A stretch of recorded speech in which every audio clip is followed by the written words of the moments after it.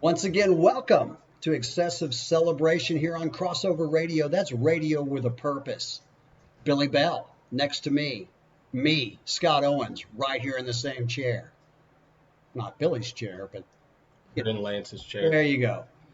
2 weeks, Bill, the fun begins. 2 weeks before college football becomes a reality. And right now, we've already got the NFL doing their Soap opera. never-ending story of preseason has Yeah. just begun. How are you, Bill? Pretty good. Pretty good. How was vacation? It was fabulous. I've got a really funny story to tell later on about running into a crossover colleague on vacation. But Bill, tonight on Excessive Celebration, we got a lot of interesting things to go over. Again, we're just 2 weeks away from the college season, but in the middle of all that, something both wonderful and deeply saddening came out today, Oh, and that's the Thunder's schedule and the fact that there's been as many as 27 of the 82 games on national television over the years with the Thunder. This year, there's 3. And only one of those is outside of the Fox package, and that is a weekend game. I believe it's a Thursday night game in January on TNT against the Rockets. For some reason, they picked that. so have the Thunder turned into that team of where when they go on TNT that Barkley is like, why are we here watching this game? Yes, as well as everyone else in any studio or on looking at any device that might be carrying it, at least for a while. Like, surely there's got to be a little bit of an intrigue with this team. I mean, you still have Steven Adams. You still have Chris Paul, maybe? And how fully committed? I mean, you got to think he's going to come out guns a-blazing this season and trying to get moved or traded somehow to a competitive team. That wants to take on that contract. Yeah, Seems to be problematic at this point. I'm really surprised they didn't pull the trigger with Miami. And I mean, you got Dragic there, who could eat up a lot of that contract, and then maybe not wanting to part with like a Winslow and some other Yeah. pieces. But It's just it would be hard for me to look at Chris Paul and go, "You've got a future." yeah, but if you're in a win now league and you've got Jimmy Butler, and let's be honest, how many more years does Jimmy Butler have, especially with how hard Thibodeau rode him all those years in Chicago?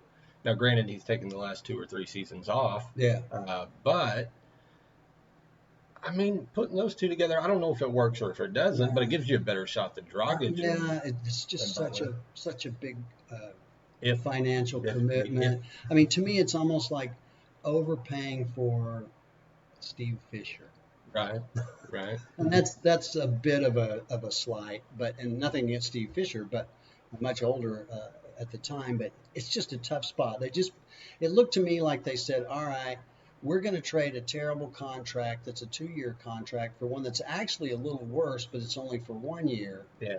and we'll eat the difference or save the difference and move on after that. Speaking of moving on, Bill, Do you think it makes sense real quick to buy him out? I think you exhaust every other alternative and then maybe do that. They'll give it to about the trade deadline or a little bit before and buy him out then. Okay. Also, tonight we're going to check in with Billy on Major League Baseball. I have gone into a deep, dark depression over the fact that now I started the season Red there. Sox are 7.5 out of the wild card race. I got the jump on you. So the Mariners started just trading everybody before the season. So that depression started early for me. Well, gosh, misery loves company, so we'll cry in our cereal together, I suppose. We're also going to take a look at Barry Trammell's very interesting and I think a little controversial article on the 150 top players in Sooner history. A lot of you know me as someone other than a Sooner fan, but I am certainly a Sooner historian, and I'll prove my worth. I will show my chops in breaking down some of these picks in the top 150. And Bill, I think we can take a look at it for a while. It's very interesting. You're saying you got another recipe involving chops? I'm telling you, there's no end No way. to what we may find as we just go down the pathway into the dark recesses of my culinary mind. that rhymed. what we may cook up. Oh man, I when left you that smell softball. what Dwayne Johnson is boiling. There you go. We're also going to look at a segment we're calling this year Keep Your Enemies Closer. We're going to take a look at both Oklahoma and Oklahoma State's upcoming opponents each week. Going to get a head start this week, right before the sound tunnel takes effect behind us. We're going to look at Oregon State and then Houston. And I mentioned, Bill, before the show started, there's some similarities both in the teams they're playing and how those teams can help both Oklahoma and Oklahoma State prepare for the schedule on down. And we'll peel into that a little bit more and take a little harder look at that. Also, I want to talk a little bit about the Dallas Cowboys, what I saw, what I observed in their game with San Francisco, what your take was on that, and then some very interesting salary discussions going on now. I don't think anybody's talking Dallas right now, at least that I've heard of. No, not at all. Everything's nothing to see here. First time ever, I think Jerry Jones and the Cowboys have really not been talked about. And then another segment, NFL quarterbacks, QB or not QB. I've got my top 10 NFL quarterbacks.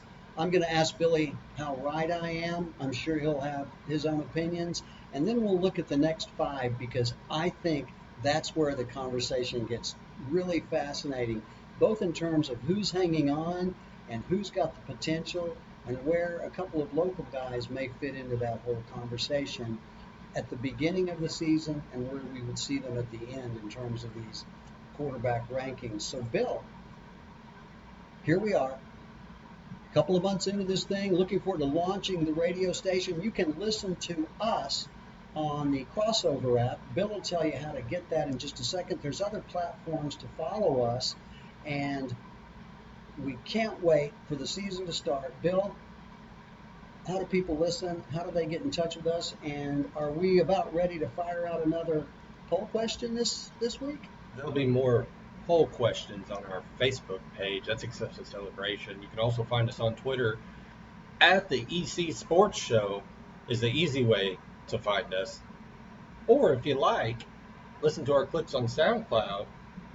And also, never forget, download that app.